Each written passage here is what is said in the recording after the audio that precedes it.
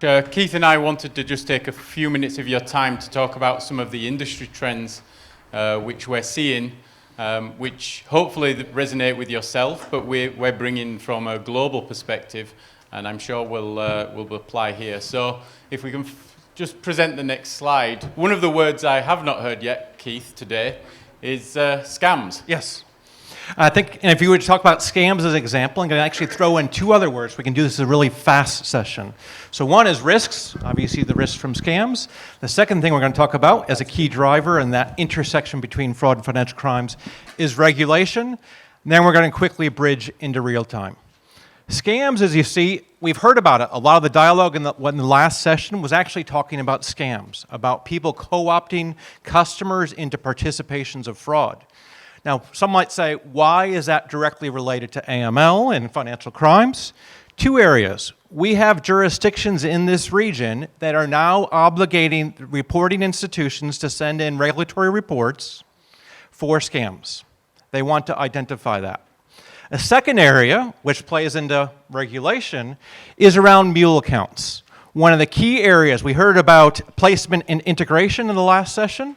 One of the key areas in which this is happening for scams is around mule accounts. Yep, so what I think we see here, and we've heard of in the first panel, is unfortunately the people that we need, the customers, are our biggest risk. They are the ones which are suffering from phishing. They're the ones which are suffering from different types of scams, social engineering, being coerced, etc. And therefore, this is going to be the biggest risk that you have. And unfortunately, you will never stop that. But it's the way you are able to prevent that which is going to be key, and your adaptability. So we have spoken about different aspects, about monitoring different activities. That can be the digital activity, in order to understand whether this is the new device, if it's been utilized by a customer or a bot, or even if it's going to be an event which is coming in indicating a level of account takeover. I think if we take that further about mule accounts and we link on scams to that, how does that drive into our next word, regulation? Two areas. If you look at the nature of scam loss, you look at for Australia, where I'm based out of, they've had an 80% year-on-year increase from scam loss. Now, the reality from that is people like that country and others are looking at the UK as an example of who wears the loss from scams. We heard a great example of deterrence being worked on with many organizations is around awareness.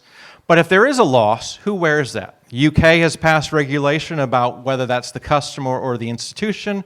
That's being debated here as well. So where regulation could play into, how do we respond to scams?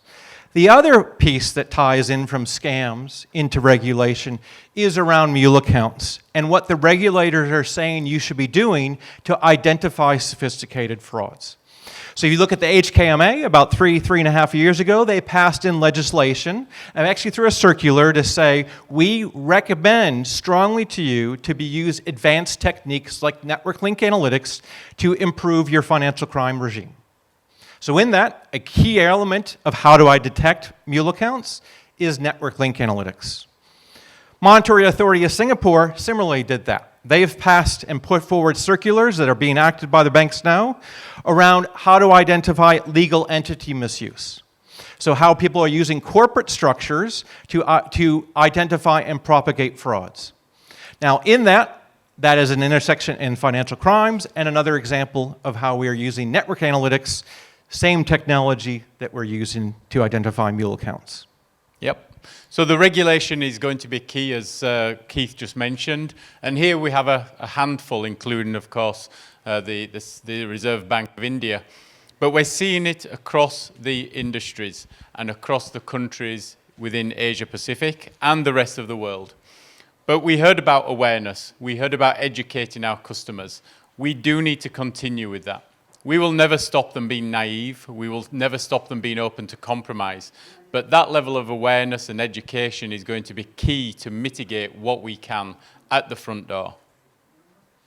The next one is going to be from a solution perspective. So Keith mentioned mule accounts. We've had real-time fraud detection for a long time on card transactions. But in order to identify a mule account, we just cannot look at the money going out of the mule account and hoping to stop it. What we're seeing is so beneficial is monitoring the money going into accounts where they are combining money together from multiple different sources and then actually taking a large payment out. But by monitoring the deposits or the money movements into an account, seeing it coming from different sources and then being prepared for when that payment is going out in order to exit the bank, we are seeing a great deal of uplift in the AI and machine learning, which can spot mule accounts from the transactional behavior. And this is complemented by having account level propensity models, as we heard in the panel. And I think if you take that further to that collaboration, we gave some examples such as regulatory reporting, the response mechanisms between fraud and financial crimes, how are they sharing the schemes? If you're finding something in fraud, should you be sharing that with your financial crimes counterparts? And scams is another great example of that. I think we want to hit on the last third word of the day about the intersections, and we want to keep this brief, is around the word that Ian just used, is real time. So what are some examples of those intersection points in fraud and financial crimes? Again, we just heard that, scams, detection, deterrence. But I want to throw another one that was mentioned in the earlier panel, and what RK was talking about earlier around new account opening, onboarding and origination. And many times the convergence has been debated because we've been thinking surveillance of financial crimes and deterrence of fraud. But if you look at a nature of a customer's life cycle around a new account opening, you're actually saying, how do I potentially bring the intersection of those together in a real-time fashion? We've heard today about where digitization has taken us. We've heard about the response of COVID and the likes, to the point where customers are starting to expect to be able to procure banking services like they buy something from an online retailer. And as you move to real-time, this is a key example of that intersection.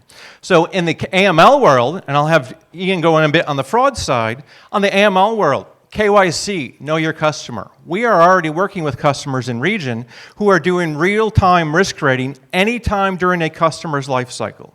Could be onboarding, could be origination, could be a transaction, could be change of address, and the likes. Key element there, sanctions. I think we've heard renewed interest from regulators alike as to your focus of sanctions and how you apply that in real time. How to deter that crime is also an intersection point of where, in that customer onboarding perspective, imagine if I could do real-time risk rating, imagine if I could do real-time sanctions, and then hand that vetted identity over to the fraud detection. Yep, that's correct, Keith. And just to interact that real-time aspect with the AI and machine learning, we need to be able to process all of this data, utilizing the profiles which were mentioned so much in the panel, in order to add context and optimize those false positive ratios and perform that in real time as well. So having a multiple model processing engine where you can have different models deployed to look at different transaction types, different views of the entities and the profiles we have, and bring all of that together in order to deal with some of the real-time gross settlement which is occurring for the payments around the world, and the onboarding of applications. Nobody wants to wait a day or 2 days in order to have a loan drawdown anymore.